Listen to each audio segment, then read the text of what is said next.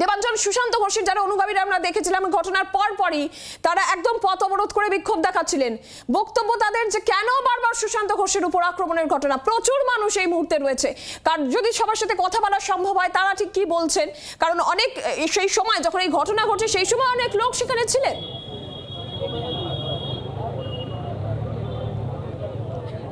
একদমই তাই, সেই সময় অসংখ্য লোক এখানে ছিলেন এবং পাশাপাশি এই মুহূর্তে আমি আমার ক্যামেরা পার্সনকে দেখাতে বলবো যে সুশান্ত ঘোষের বাড়িতে একটু আগে ইন্দ্রনীল সেন এসছেন এবং সুশান্ত ঘোষ ঘরের ভিতরে গেছেন, কিন্তু এখানে তুমি দেখতে পাচ্ছ সুশান্ত ঘোষের যারা অনুগামী, যারা স্থানীয় বাসিন্দা তাদের ভিড়। আপনি ঘটনার সময় কোথায় ছিলেন? আমি ঘটনা শুনে এসেছি এখানে, আমি বাড়িতে ছিলাম, বাড়িতে খবরটা পেলাম। বারবার সুশান্ত ঘোষের উপর এরকম আক্রমণ হচ্ছে এবং এই এলাকায় বারবার এই ঘটনাগুলো ঘটছে, কি বলবেন? এই ব্যাপারটা তো খুবই খারাপ, দুঃখজনক ঘটনা, মানে কারোর প্রাণহানিটা এটা খুবই দুঃখজনক, এটা হওয়া উচিত না। এর জন্য পুলিশ প্রশাসন আছে, সব আছে, সবাই দেখছে। ইন্দ্রনীল দাও এসছে এই মুহূর্তে, এসে দেখে নিয়ে দেখুক। ভর সন্ধ্যায় কলকাতার বুকে এবং বলা যেতে পারে প্রাণকেন্দ্রে দক্ষিণ কলকাতার, সেখানে গুলি চলছে এবং কাউন্সিলরকে লক্ষ্য করে মানে তাকে হত্যার প্রচেষ্টা, কি বলবেন? এর বারবার একই জিনিস ঘটছে কিন্তু এই এলাকায়। এই এলাকায় বলতে সুশান্ত ঘোষের উপরে অ্যাটাক বারবার হয়নি, কারণ এই অঞ্চলে মানে গণ্ডগোল হয়, ছোটোখাটো গণ্ডগোল হয়, কিন্তু সুশান্ত ঘোষ মানে একটা যে লেভেলের মানে জনপ্রিয় নেতা, ওর উপরে এর আগে অ্যাটাক কোনোদিন হয়নি, এটা ফার্স্ট টাইম হয়েছে। ঘটনার সময় আপনি কোথায় ছিলেন? আমি শুনে এলাম। শুনে এলেন মানে কি বলবেন যে এই এরকম এটা হয়েছে, খুব খারাপ জিনিস, এটা ঠিক না এরকমভাবে বারবার হওয়া। সুশান্ত ঘোষ একটু আগে বলেছেন যে রাজনীতিতে থাকবো কিনা ভাববো, কি বলবেন? মানে উনি একটু আগে প্রায় বিহবল অবস্থায় কথা বলেছেন। ওরা যদি না থাকে আমাদেরও চিন্তা ভাবনা করতে হবে, আমাদের চলবে কি হবে। দেবাঞ্জন, আরো একটা বিষয়, কসবায় বারবার করে আমরা দেখছি যে বিভিন্নভাবে অশান্তির খবর সামনে এসেছে, যেখানে ভর সন্ধ্যাবেলায় কাউন্সিলর তিনি বসে রয়েছেন নিজের এলাকায়, তাকে লক্ষ্য করে যখন এরকম ভাবে গুলি চালানোর চেষ্টা হলো, খুব স্বাভাবিকভাবেই নিরাপত্তা নিয়ে প্রশ্ন উঠছে। স্থানীয় বাসিন্দারা তারা কি আতঙ্কিত এই ঘটনার পর? কি বলছেন তারা এই গোটা ঘটনার বিষয়? একদমই তাই, স্থানীয় বাসিন্দা যারা এখানে এসেছেন তারা কিন্তু এরকম ভর সন্ধ্যায় গুলি চলার ঘটনায় তারা কিন্তু আতঙ্কিত।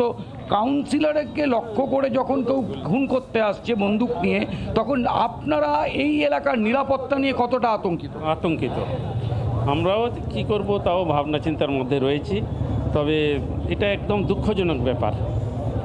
এইভাবে ভর সন্ধ্যায় এরকম ঘটনা ঘটছে এবং কসবায় কিন্তু বিক্ষিপ্তভাবে মাঝে মাঝে এই ঘটনা ঘটছে, সেখানে দাঁড়িয়ে যে আপনারা নিজেদের নিরাপত্তা নিয়ে কি আতঙ্কিত? না, আমাদের এখানে এইভাবে হয় না। কাউন্সিলরের দিকে কিন্তু তাকে মারতে বন্দুক নিয়ে লোক, এটা কেন হচ্ছে সেটা আমাদের, কিন্তু আমাদের পাড়ায় এইসব জিনিসগুলো নেই, নর্মালি নেই এইসব জিনিসগুলো, এগুলো নেই আমাদের পাড়ায়। কিন্তু এবার কেন হচ্ছে এটাই তো বুঝতে পারছি না। কেন হচ্ছে? আপনারা কি নিজেদের নিরাপত্তা, যেখানে কাউন্সিলর তিনি নিরাপদ নন, সেখানে আপনারাও কি নিজেদের নিরাপদ ফিল করছেন? আমরা ফিল করছি, কিন্তু এমন কোনোদিন হয়নি, এটা আমাদের ফার্স্ট, এটা দেখা, এই জন্য আমরা এই ব্যাপারে কিছু বলতে পারবো না। এই ব্যাপারে এটা তো আমাদের এটা আমাদের দুর্ভাগ্য আর কি, এরকম একটা মানুষ যে এত ডেভেলপ করে, এত উন্নয়ন করে, সেই মানুষের প্রতি এরকম নিজেদের নিরাপত্তা তো দাদার যদি এরকম অবস্থা হয় তাহলে তো আমাদের নিরাপত্তা নিয়ে চিন্তা করতেই হবে। এবার বুঝতে পারছো, আমি আমার ক্যামেরা পার্সনকে দেখাতে বলবো যে এই মুহূর্তে সুশান্ত ঘোষের বাড়ির সামনে তার অনুগামী এলাকার সেই ছবি আমরা দেখতে পাচ্ছি। দেবাঞ্জন, তুমি আমাদের সঙ্গে থাকো, আপনারাও সেই ছবি দেখছেন একেবারে যেখানে এই ঘটনা ঘটেছে, সেখানে প্রচুর মানুষ এই মুহূর্তে রয়েছেন।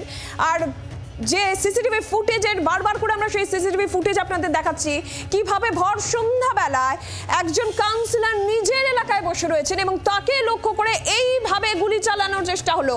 দুজন দুষ্কৃতী তারা বাইকে করে আসলো, একজনকে ধরে ফেলা সম্ভব হয়েছে, যে বিহারের বৈশালীর বাসিন্দা বলে জানা যাচ্ছে। এবং এই মুহূর্তে আরো বড় আমরা একটা আপডেট যেটা পাচ্ছি, যে বাইকটি চালাচ্ছিল, আপনারা দেখুন সেই সিসিটিভি ফুটেজে, যে বাইকে বসে রয়েছে সে স্থানীয় বাসিন্দা। সূত্র মারফত যে খবর পাওয়া যাচ্ছে, আপনারা দেখতে পাচ্ছেন সেই সিসিটিভি ফুটেজ আরো একবার, যে বাইকে বসে রয়েছে অর্থাৎ যে বাইক চালাচ্ছে সেই দুষ্কৃতী সে স্থানীয় বাসিন্দা। এই যে বাইকে বসে রয়েছে সে স্থানীয় বাসিন্দা বলে সূত্র মারফত যে খবর পাওয়া যাচ্ছে। যে দুষ্কৃতী গুলি চালানোর চেষ্টা করছে সে বিহারের বৈশালীর বাসিন্দা। আর এবার আরো একবার আপনাদের দেখাবো সেই মুহূর্তে সিসিটিভি ফুটেজ। এই দুষ্কৃতী সে বাইক থেকে নেমে গুলি চালাতে যাচ্ছে, আর যে বাইকে বসে রয়েছে, যে বাইক চালাচ্ছে, সে স্থানীয় বাসিন্দা বলেই সূত্র মারফত যে খবর এই মুহূর্তে পাওয়া যাচ্ছে। গোটা ঘটনার মুহূর্তের সিসিটিভি ফুটেজ, এবং সেখানেই বারবার করে সেই সিসিটিভি ফুটেজ দেখাচ্ছি আপনাদের, কারণ একদম ভর সন্ধ্যাবেলায় কলকাতা কসবার মতো এলাকা, সেখানে নিজের এলাকায় কাউন্সিলরকে এইভাবে প্রাণঘাতী আক্রমণের শিকার হতে হয়েছে। বরাত জোরে আজকে রক্ষা পেয়েছেন 108 নম্বর ওয়ার্ডের কাউন্সিলর সুশান্ত ঘোষ, কারণ গুলি চলেনি। এই দুষ্কৃতী যে বাইক থেকে নেমে একেবারে সামনে থেকে সুশান্ত ঘোষকে লক্ষ্য করে গুলি চালানোর চেষ্টা করে। গুলি যখন চলল না, সে আবার বাইকে করে, দুই দুষ্কৃতী এসেছিল, তারা বাইকে করে চম্পট দেওয়ার চেষ্টা, যদিও যে গুলি চালিয়েছে তাকে ধরা সম্ভব হয়েছে, এবং অপরজন যে বাইক চালাচ্ছিল সে বাইক নিয়ে চম্পট দেয়, এবং সেই স্থানীয় বাসিন্দা বলেই সূত্র মারফত যে খবর এই মুহূর্তে পাওয়া যাচ্ছে। সরাসরি কমলাক্ষ ভট্টাচার্য রয়েছেন, আরো বিস্তারিত বিষয় জানাবেন। কমলাক্ষ, যে বাইক চালাচ্ছিল সে, যেটা জানা যাচ্ছে যে স্থানীয় বাসিন্দা সূত্র মারফত যেটা জানা যাচ্ছে, আরো একটু বিস্তারিত বলো কমলাক্ষ। দেখো, এখনো পর্যন্ত পুলিশের হেফাজতে রয়েছে ধৃত একজন। যে দুজন এসেছিল তার মধ্যে একজন এখানে উপস্থিত যারা ছিলেন সুশান্তবাবুর সঙ্গে, তাদের হাতে ধরা পড়ে যায় এবং আগ্নেয়াস্ত্রটি তারা ছিনিয়ে হাত থেকে ফেলে দেয়। সেই কারণে কোনো রকমের প্রাণে বাঁচেন সুশান্তবাবু। কিন্তু এই মুহূর্তের যে আপডেট জানিয়ে রাখি নীলাঞ্জনা তোমার মাধ্যমে, জি 24 ঘন্টার দর্শকদের, যে ব্যক্তি বা যে যুবক বাইকটি চালাচ্ছিল স্থানীয় বলে জানা যাচ্ছে, অর্থাৎ কলকাতার বাসিন্দা বলে জানা যাচ্ছে এখনও পর্যন্ত সূত্র মারফত, এবং যে গুলিটি চালিয়েছিল, বাইক থেকে নেমে এসে গুলি চালানোর চেষ্টা করেছিল যে যুবক, সেই যুবক কিন্তু স্থানীয় নন, তিনি বিহারের বাসিন্দা বলে এখনও পর্যন্ত জানা যাচ্ছে।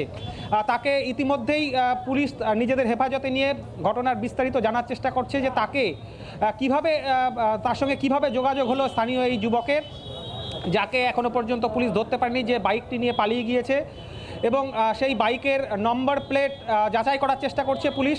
সিসিটিভি ফুটেজ ইতিমধ্যেই পুলিশের হাতে পৌঁছেছে, যে সিসিটিভি ফুটেজ ইতিমধ্যে জি 24 ঘন্টার দর্শকদের আমরাও দেখানোর চেষ্টা করছি। সেই সিসিটিভিতে যে বাইকের নম্বর পাওয়া গিয়েছে, সেই বাইকের নম্বর প্লেট মিলিয়ে দেখার চেষ্টা হচ্ছে বাইকটি কোথাকার। এখনও পর্যন্ত যেটা একেবারেই বলা যেতে পারে স্পষ্ট, যে যুবক সঙ্গে এসেছিল, অর্থাৎ বাইক চালক যে যুবক, সেই যুবক এই এলাকা সম্পর্কে, সুশান্ত ঘোষ সম্পর্কে তার কাছে যাবতীয় তথ্য ছিল, এবং তার তথ্যের উপরে ভিত্তি করেই যে যুবক গুলি চালানোর চেষ্টা করেছিল, তাকে কিন্তু এই যুবকই দেখিয়ে দেয় সুশান্তবাবু কোথায় আছেন। এবং আমি তোমাকে আরও একবার দেখাবো, এই মুহূর্তে পুলিশের টিম তারা কিন্তু এসে পৌঁছেছে ঘটনাস্থলে।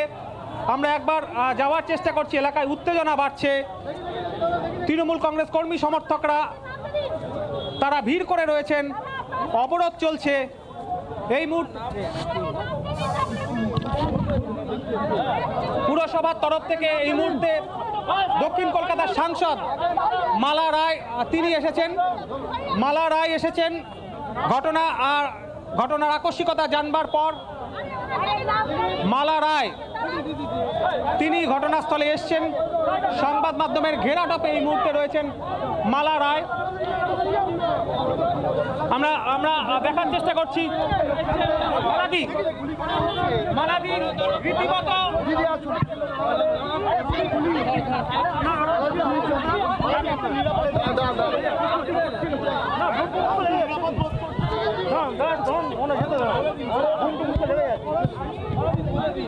ঘটনাটা বাইরে থেকে বলতে পারবো না, এই মাত্র শুনেছি।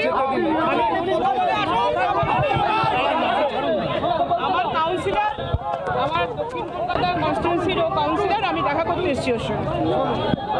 দেখতেই পারলেন নীলাঞ্জনা, মালা রায় এই মুহূর্তে এসছেন ঘটনাস্থলে, এবং তাকে ঘিরে তৃণমূল কংগ্রেস কর্মী সমর্থকরা তারা রয়েছেন। পরিস্থিতি ক্রমশ ঘোরালো হচ্ছে। ভর সন্ধেবেলায় শহর কলকাতার একেবারে প্রাণ কেন্দ্রে, যে আশপাশে রয়েছে শহরের অভিজাত একটি শপিং মল, ঠিক তার পাশেই সুশান্ত ঘোষ 108 নম্বর ওয়ার্ডের কাউন্সিলর, তার বাড়ির সামনে তিনি বসেছিলেন।